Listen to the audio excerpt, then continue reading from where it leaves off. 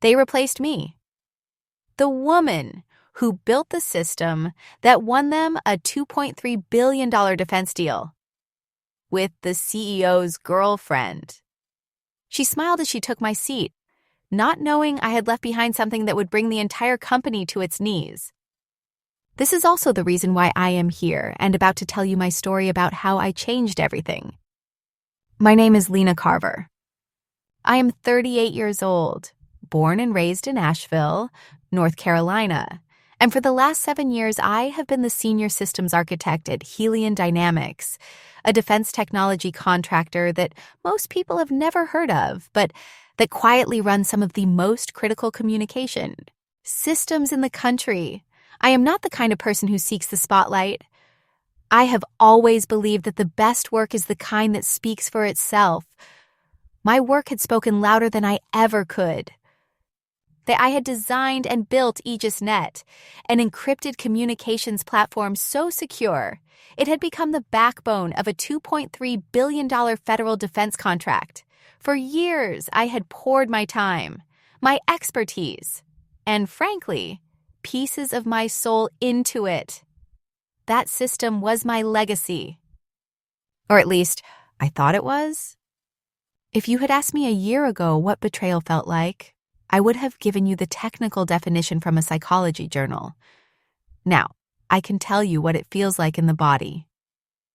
It is the sharp heat that crawls up the back of your neck when you realize someone has replaced you before you even knew there was a race.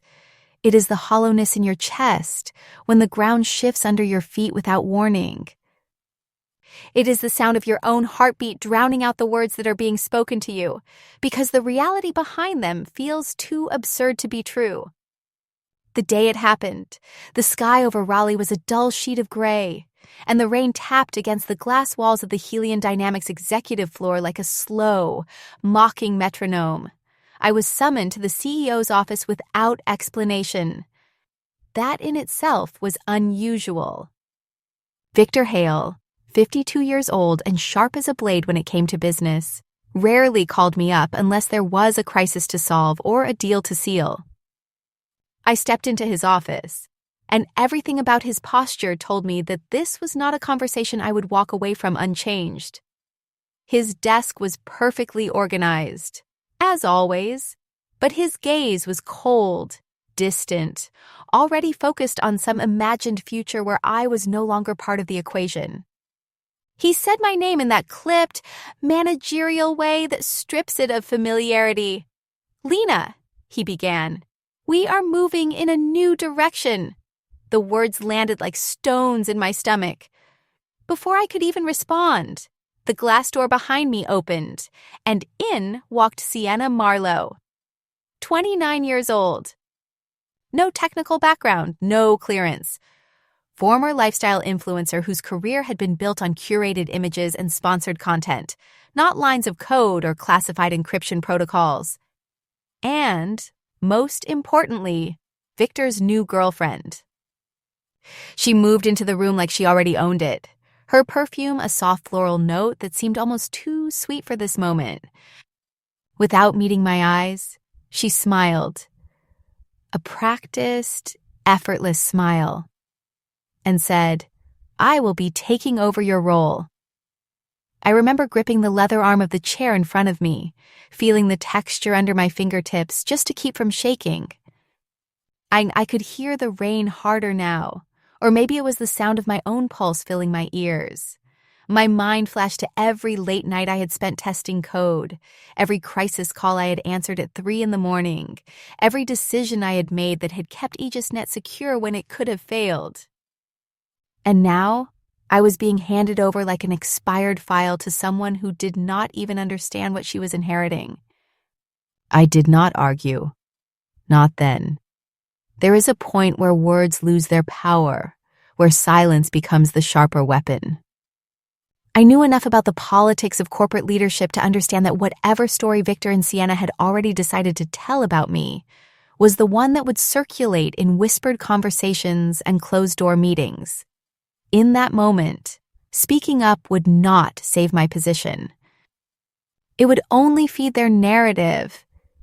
Instead, I let my eyes linger on Victor just long enough for him to feel the weight of what he was doing. I wanted him to see that I would remember, that I would not forgive. Betrayal has a way of sharpening the senses, of turning grief into something far more enduring. I walked out of that office with my head held high, my resignation not on paper, but in the deliberate sound of my heels against the marble floor.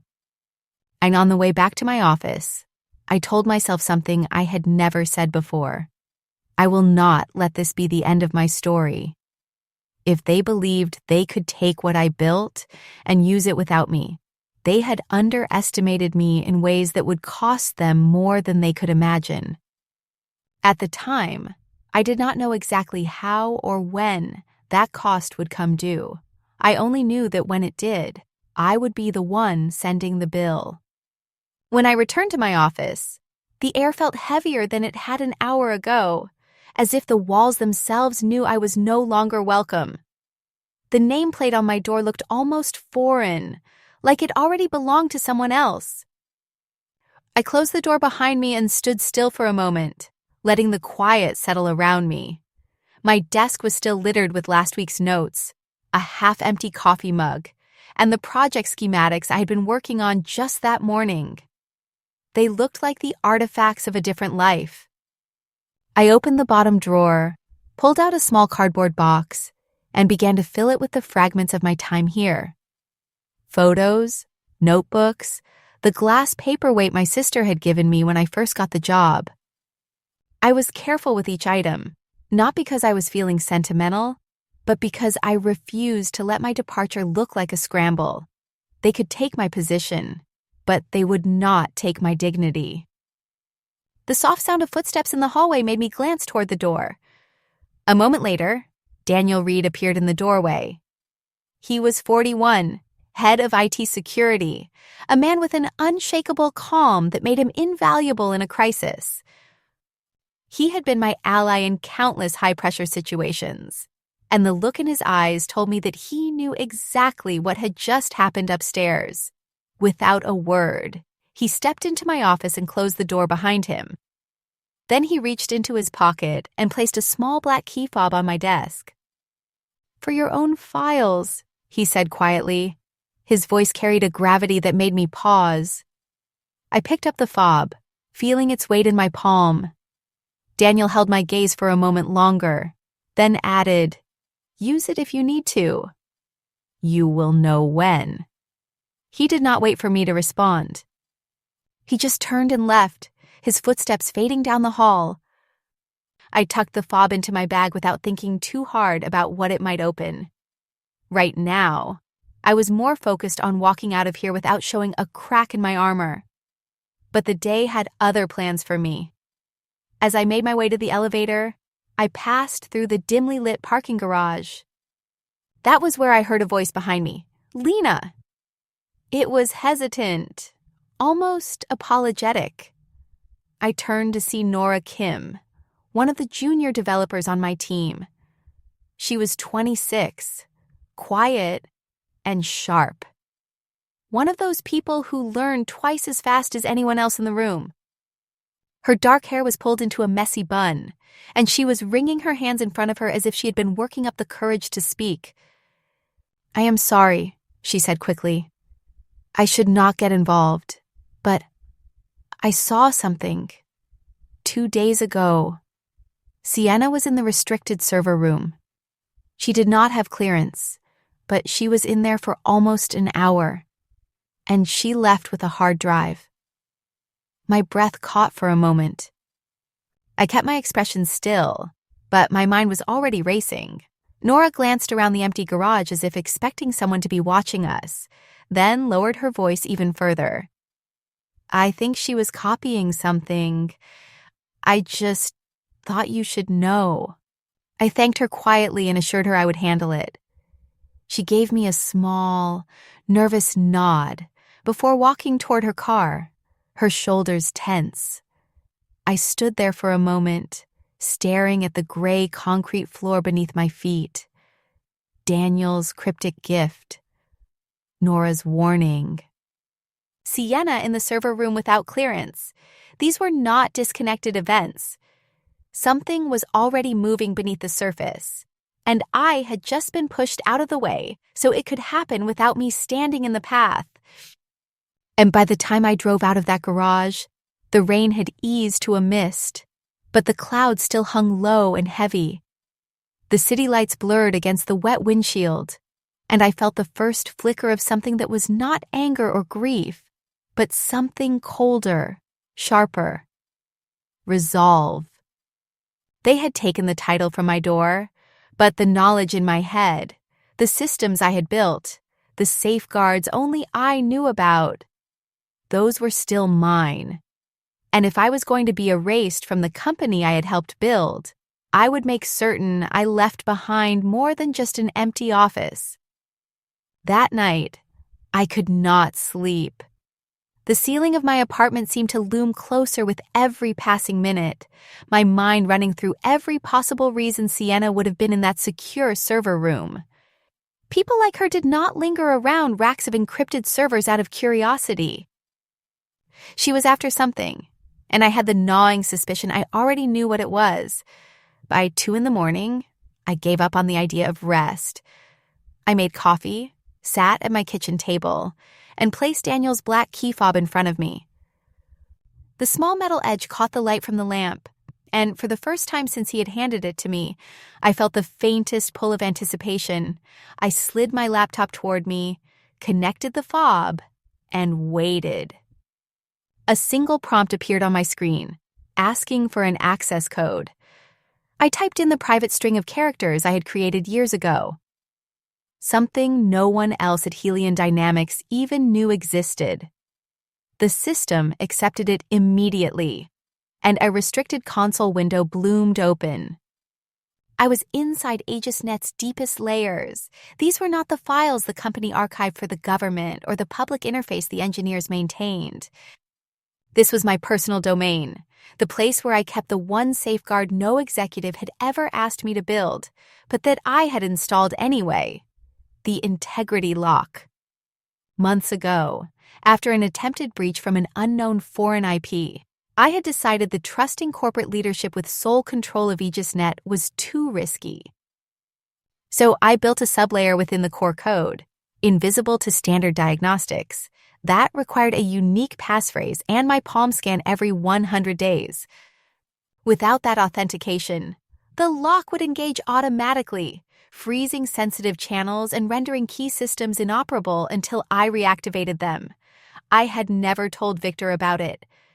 I certainly had not told anyone on the board. It was my insurance policy.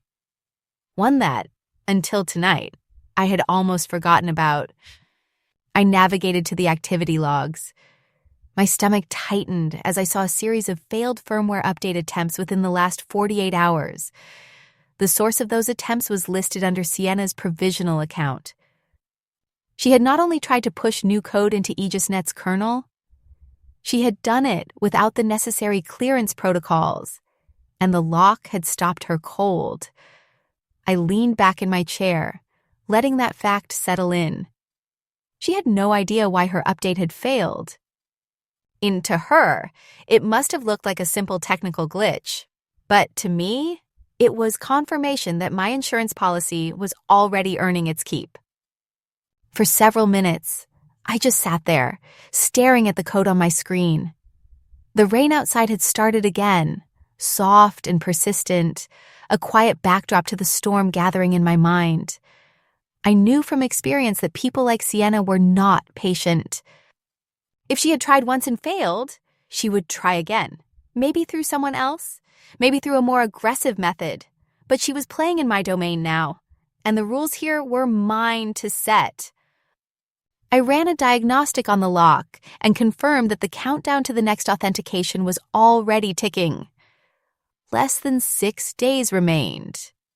If I did nothing, the system would shut down key secure channels across multiple agencies. That shutdown would not just disrupt Helion Dynamics operations. It would draw the attention of every federal oversight body we worked with, and when the investigators came asking for the architect who could unlock the system, The only name they would hear would be mine. I closed the laptop, the key fob still connected, and sat in the dark for a long while. I was not ready to strike. Not yet. But I had just confirmed what I needed to know.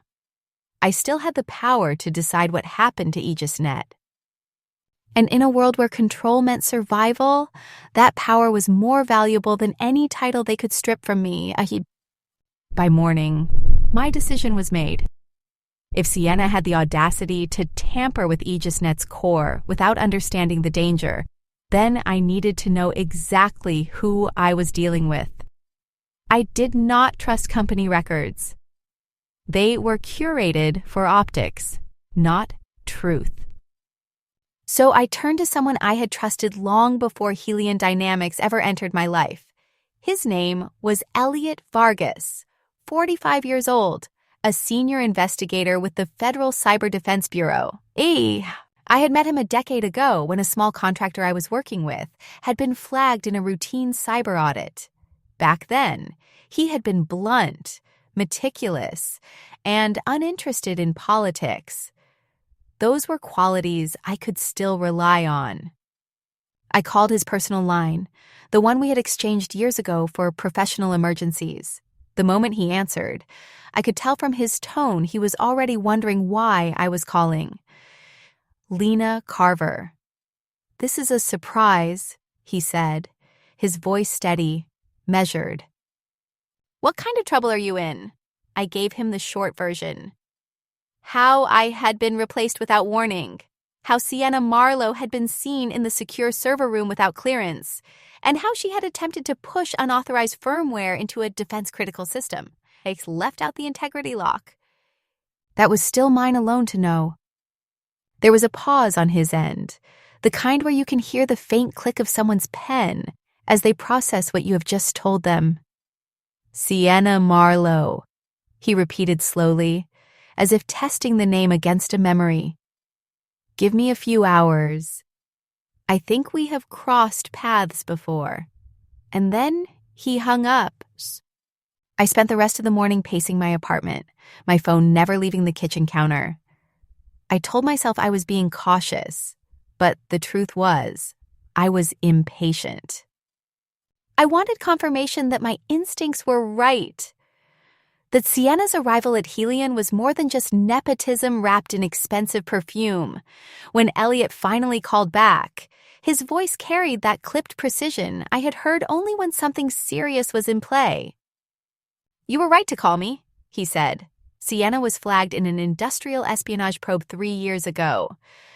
The case never went to trial, but she was working at Orion Data Analytics at the time.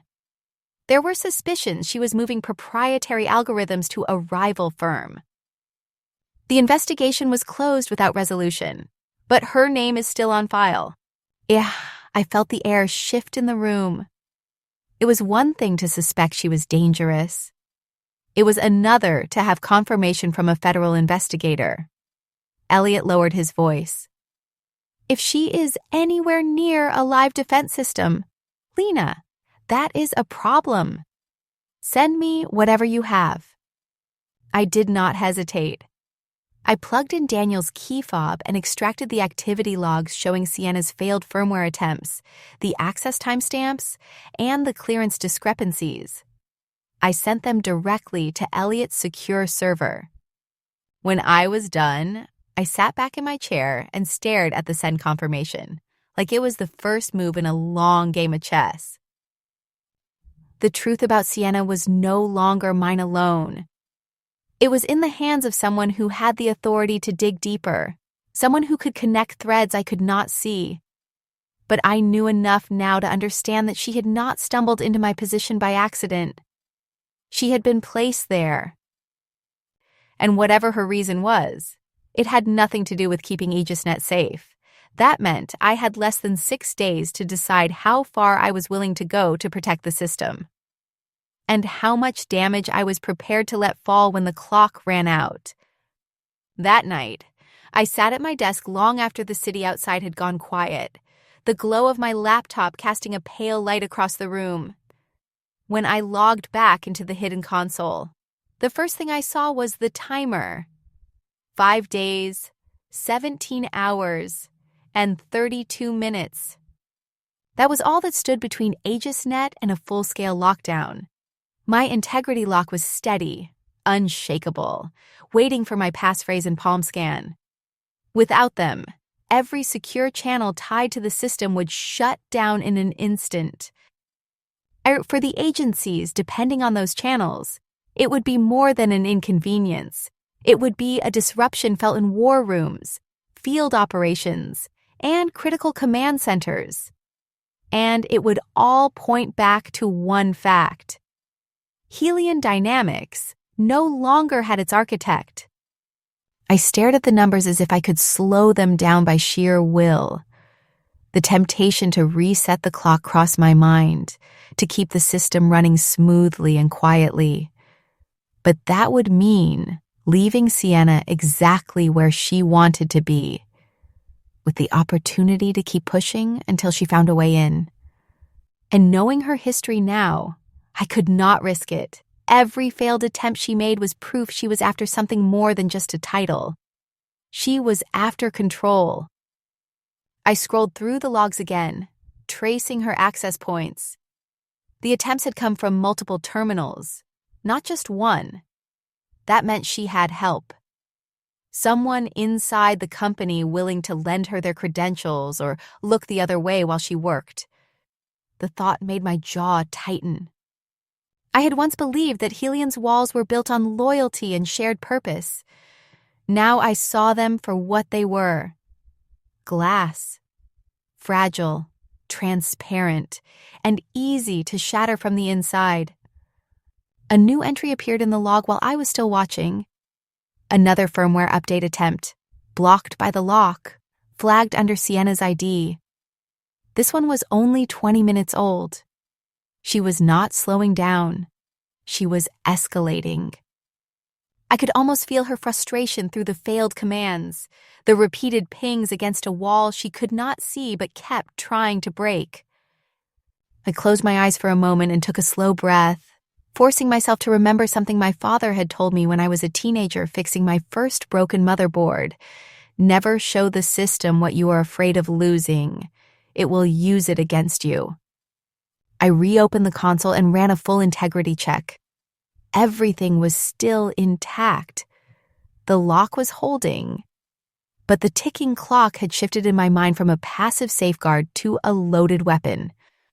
One that I now had to decide whether to fire. If I let the timer run out, it would trigger a shutdown so visible, so public, that every federal oversight body would be forced to investigate. They would see the clearance violation.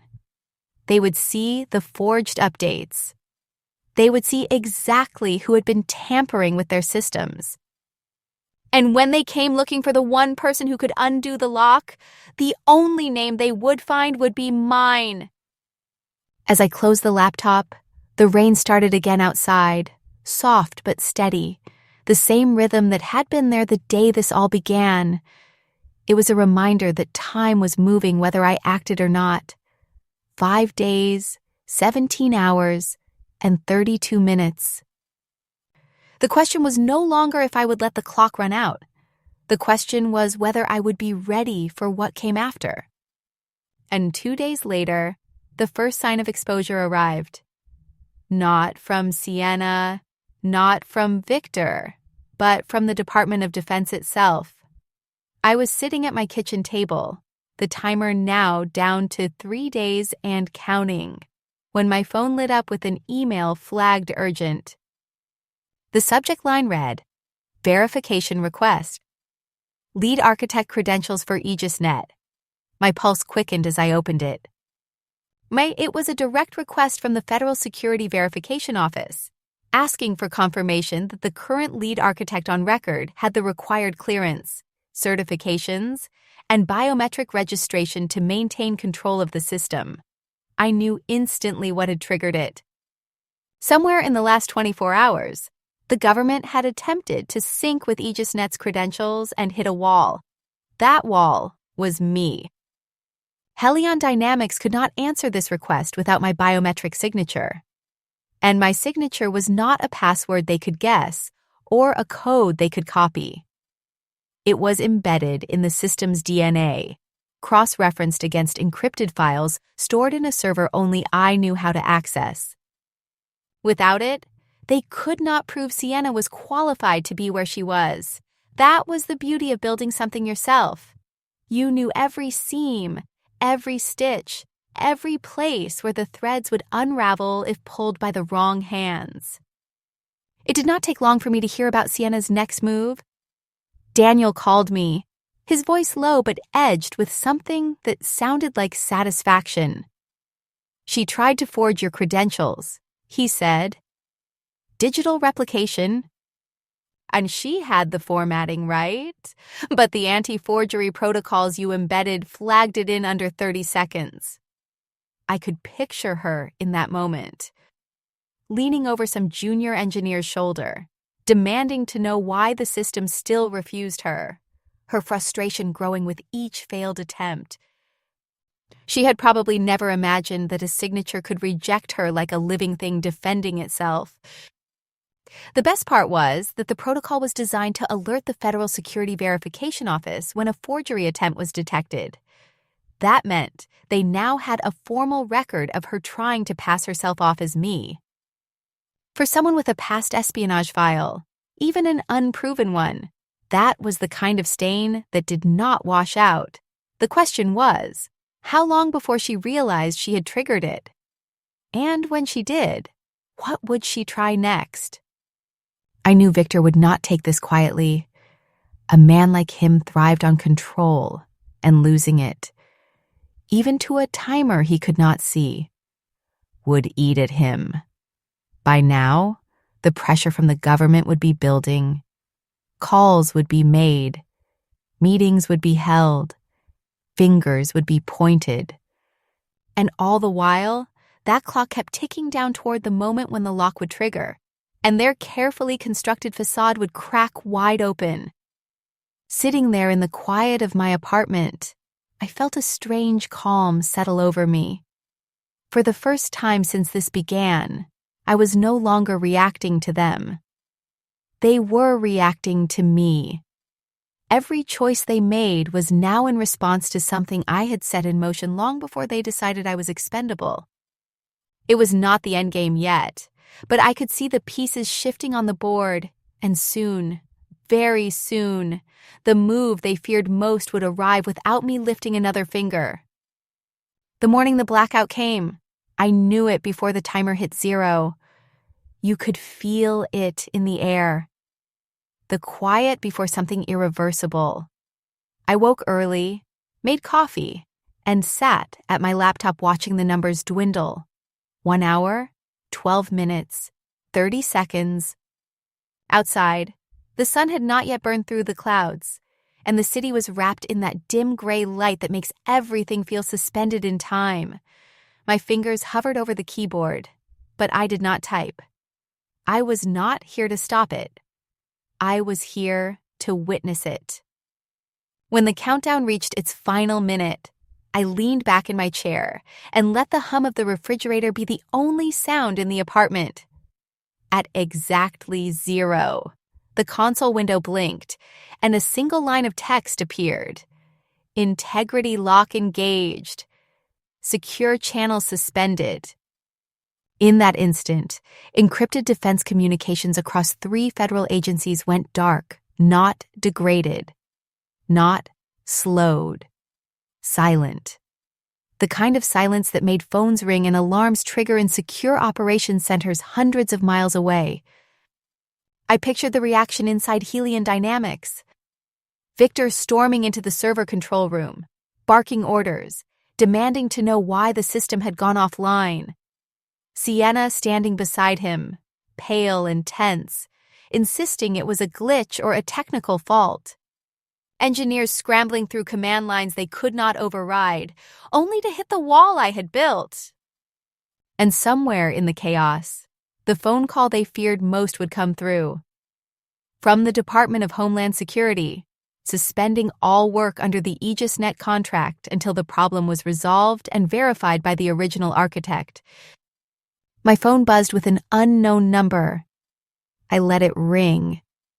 A few seconds later, another call came. Then another. I ignored them all. This was not my moment to explain. It was my moment to watch the consequences unfold exactly as I had designed them to. The lock was not just a piece of code. It was leverage, and the more desperate they became to undo it, the more valuable that leverage grew. By midday, I began hearing from people inside the company. One message from a trusted former colleague read simply, "They cannot touch it. Everything's frozen. Federal teams are already in the building." Another said, "Victor looks like he has aged 10 years in 3 hours." And then there was Daniel's text. "It is starting. Hold your line." I smiled, not because I enjoyed their panic, though there was a certain satisfaction, but because I knew that once the federal investigation began, the story was no longer theirs to control. Somewhere deep down, I wondered if Sienna understood what had really happened, if she realized she had been locked out not by chance, but by me. Maybe she thought the system itself had turned on her. Or maybe she was starting to piece it together, that the woman she had dismissed with a smile and a perfumed wave had left behind a parting gift far more dangerous than any confrontation in that glass-walled office could have been. As the day faded, I closed my laptop and stepped out onto my balcony. The air was crisp, the sky clearing to a deep blue, as if the storm had finally passed. But I knew this was not the end. This was the fracture. And once a fracture appears, the collapse is only a matter of time. By the next morning, the calls had stopped. Not because the urgency was gone, but because the problem had shifted from technical to legal. And that was far more dangerous for Victor. I woke to an email from Daniel, sent at 3:30 a.m., with the subject line, "You're about to enjoy this." Inside was a single sentence. They finally read the contract. I brewed coffee before opening the secure file I kept on my personal drive. It was the original federal agreement I had helped draft 3 years ago when AegisNet first went into production. Buried deep in the compliance section, page 132, paragraph 6, was a clause I had fought to include. It stated that if the designated lead architect was replaced by someone without the proper government clearance, proprietary certification, and active biometric authorization, the contract would be rendered null and void at no penalty to the federal agencies. The replacement would not be recognized as having operational authority, and any active work under the agreement would be terminated immediately. I remembered the day I wrote that clause. The board thought it was unnecessary, an overly cautious safeguard. Victor had waved it off, more concerned with keeping negotiations quick and clean. But I knew better. In defense technology, the most dangerous threats did not always come from the outside. They often came from the people who thought they could rewrite the rules once they had the power. I wanted a fail-safe. Now, that foresight was about to cost Victor more than he could calculate. Daniel's next message came an hour later. Legal confirmed it. DOD invoked the clause this morning. That meant the Department of Defense had officially declared the contract void. They were no longer bound to pay Helion Dynamics another cent. The entire $2.3 billion deal had just dissolved in a single legal stroke, all because Sienna was unqualified to sit in my chair. I pictured Victor in the boardroom, the contract file projected on the wall, his lawyers flipping frantically through pages as if they could wish the words away. Sienna would be there, silent now, her influence evaporating under the fluorescent lights. This was no longer about personalities or politics. This was about breach of contract, and in the world of federal defense, That was the kind of breach you did not recover from. I took a long sip of coffee and felt something I had not felt in weeks. Control? This was the trap I had laid without even knowing it, a clause written not out of malice, but out of the quiet certainty that one day someone would try exactly what they had tried. And when that day came, they would discover that the system they thought they owned was never really theirs at all. The lock had been the first strike. The clause was the second. Now all that remained was for the weight of those blows to bring the whole facade down. The collapse did not come like an explosion. It came like a slow, inevitable cracking of glass. One fracture, then another, until the entire surface gave way under its own weight. Within 24 hours of the Department of Defense invoking the clause, 2 other agencies followed. The Department of Homeland Security and the Federal Communications Authority issued formal termination notices, citing non-compliance with security protocols and breach of contract. In less than 2 days, Helion Dynamics had lost every single federal account tied to AegisNet. Billions of dollars vanished from their books. I could only imagine the atmosphere inside the building I had once called my second home. The hum of quiet confidence I remembered would now be replaced with the clipped panic of conference calls, the shuffle of lawyers moving in and out of closed rooms, the sound of Victor's voice rising as he demanded solutions that no one could give him. Sienna's influence would be a ghost now, the glitter gone from her smile, her presence no longer an asset, but a liability everyone wished would disappear. Late that night, as I sat in my living room, with the soft glow of the city outside, I received an email from an address I did not recognize. No subject line, no signature, just an encrypted attachment and a short message. You will want to see this. I hesitated only for a second before opening it through a secure viewer. What I saw made my chest tighten. Not with surprise, but with confirmation. It was a series of chat logs, spanning weeks, between Sienna and an executive from Argus Systems, one of Helion's fiercest competitors. The messages were blunt, stripped of any attempt at subtlety. They discussed data transfers and secure node schematics, her asking for timelines, him promising a personal signing bonus once the files were in their hands. I read each line slowly, letting the reality sink in. This was not ambition. This was theft. She had not come to Helion to lead. She had come to take... I scrolled further and found timestamps that matched exactly with the days Nora had seen her in the server room. She had been moving faster than I realized, likely assuming her charm and Victor's trust would shield her from suspicion. But charm could not crack an integrity lock, and trust was a currency she had overdrawn. Now, her words sat preserved in black and white, a record that could not be spun or erased. I leaned back in my chair, staring at the city lights. Helion Dynamics was finished. The contracts were gone, their credibility in shreds, their CEO compromised by his own arrogance. And Sienna. She was not just a failed replacement now, she was a liability with a federal trail. The beauty of it was that I had not needed to push. All I had done was build something too strong for them to break. The rest had happened by their own hand. For the first time since that rainy morning in Victor's office, I felt the sharp edge of my resentment soften. Not into forgiveness. Never that. But into something steadier. Vindication. They had tried to erase me, and in the process, they had erased themselves. 3 months later, the city felt different to me. The streets were the same, the skyline unchanged, but I walked them with a weight lifted from my shoulders and a clarity I had not felt in years. Helion Dynamics was a ghost of itself now. Contracts gone, reputation ruined, leadership scattered like leaves in the wind.